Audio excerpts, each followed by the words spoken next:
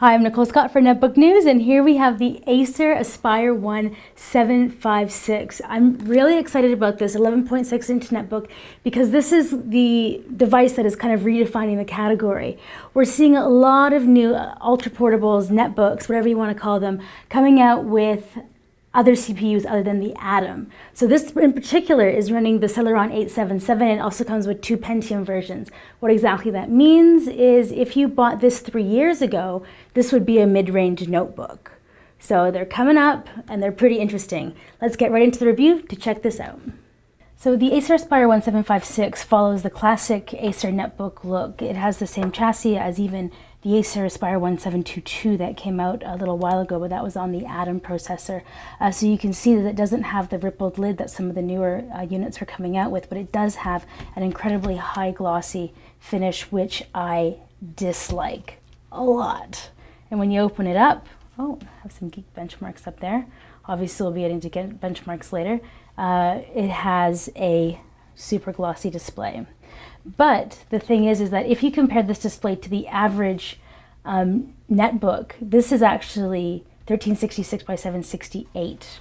So we're seeing a higher resolution than what we would normally find on a netbook, which is 1024 by 600. This is a 1080p video, and you can see that it is playing flawlessly. Now, if we actually, let's bump up the brightness, you can see here on the keys that the brightness keys are here integrated. Not a real fan, these are really quite small. I really wish they were a lot larger. But if you kind of take a look around the unit, you'll see that the viewing angles in this are actually very wide. 3 people could actually sit at this computer and watch it. The only downfall, the speakers are horrible. That's maximum. Let's try this even more. That's barely audible, like barely audible. That's really unfortunate. So we're definitely not going to be seeing this as a a huge multimedia unit for you.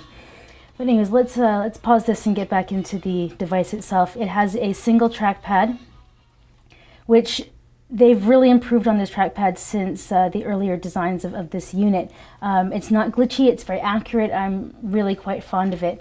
You can see around the edges here, the design has sunken in the keyboard a little bit more, which is given the keys a little higher elevation, which actually has really provided quite a nice typing surface. You can see there is some flex, but it's really not that bad. The keyboard is actually quite nice to type on. If we close it up so we can take another look around the unit, you can see that it is 27 millimeters high. So this is well out of the Ultrabook range of 18 millimeters, but still this is a netbook. It is $350, so we'll forgive it. Now if we take a look around, you can see that we have a full-size Ethernet port, VGA. Here's the fan, HDMI, and USB 2. Around the front, we have some status LEDs, and here is the 2-in-1 card reader.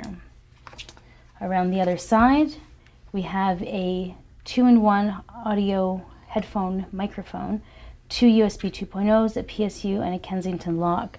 Now, one of the things that I do find a little so-so about this unit is if you look at the position of the ports, the fan is here, so these ports aren't towards the front. That's good for their accessibility, but I do find them a little bit intrusive so far forward in the machine. Now, one of the other design elements that wasn't an issue with this, but has been in units in the past, is if you look at the VGA down here at the bottom, this is right beside the heat fan, right? So this is where all the hot air to keep the unit cool comes out. Now, this is metal, right? In some units in the past, this is heated up, the VGA port, and when you're using it on your lap, you almost check your lap to see if you have some new branding marks. But with this unit, that doesn't appear to be a problem, so very happy with the heat issues on this. So along the back, you'll see that we do have a full-size removable panel, which is fantastic. So that means we can easily upgrade the hard drive and the RAM. You're probably going to want to do that with the RAM, just because you can actually access up to, I believe, 8 gigs with the 877. Up here we have a 4-cell battery. It did last 4 full hours, so that's actually not too bad. But usually, if you turn everything down, you can probably get 5 hours. All right. So if you're curious how the camera looks on Skype, here is the example. I know the lighting is a little bit strange, but it's because we have some weird stuff going on in the studio. But if you're curious how you're going to sound or what's the video quality going to look like, here's an example. Now let's get into the benchmarks. So how does the Acer Aspire 756 stack up? Current 10.1-inch netbooks powered by the Intel Atom N2600 will get a passmark benchmark of 592. The Acer Aspire 1 722 with the AMD C60 CPU will get a passmark score of 563. If you have a unit with the AMD 450 CPU or APU, you'll get a benchmark of around 739. The Celeron 877, which is powering this unit, will give you a passmark benchmark of 1474. So now the passmark benchmark rates the system's overall performance. So basically, you're seeing over double the performance for around the same price. The Celeron that powers this Acer isn't the single-core old-school technology that you might remember from a Celeron a few years ago. The Celeron of today is actually based on Sandy Bridge architecture. So it's a slightly detuned dual-core i3. So it's running the second generation HD 2000 graphics. Sandy Bridge i3 or i5 or even i7 will run HD 3000 graphics. So it is a slight step down on the second generation processors. So it's still really good quality stuff. One of the questions that I anticipate getting is, should you pick up the Acer Aspire 725, the sibling of the 756? So the Acer Aspire 1 725 has a slightly less powerful AMD C60 APU, but you're going to save $70 by going with this model.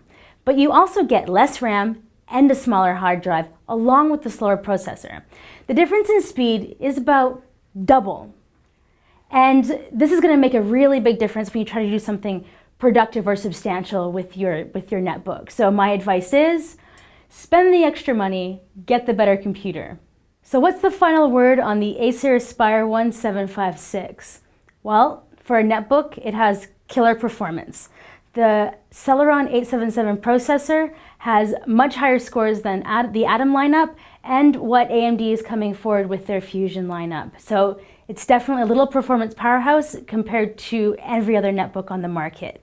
It has a fantastic display of 1366 by 768, which is above the industry standard of 1024 by 600 for most netbooks. It also has ultra-wide viewing angles, so you can actually fit 3 people to take a look at one movie. The downside has crappy speakers. Crappy speakers. You're going to need to invest into some external speakers if you want to actually use this for a media consumption device. The other downfall, it's glossy. Super glossy. So really invest into a foil or some sort of sticker to hide the super glossy nature of your device. The profile is thin, 27 millimeters, so I really am a big fan. So $350 on Amazon. You can check out the link below. Super solid device. Acer has really done a really good job improving the chassis and design and the trackpad and the keyboard on this since previous generations. So this is the device to me that is defining the future of the netbook. A mid-range notebook from 3 years ago. Something entirely useful, very productive, and very affordable. So I'm Nicole Scott for Netbook News, taking a look at the Acer Aspire 1 756.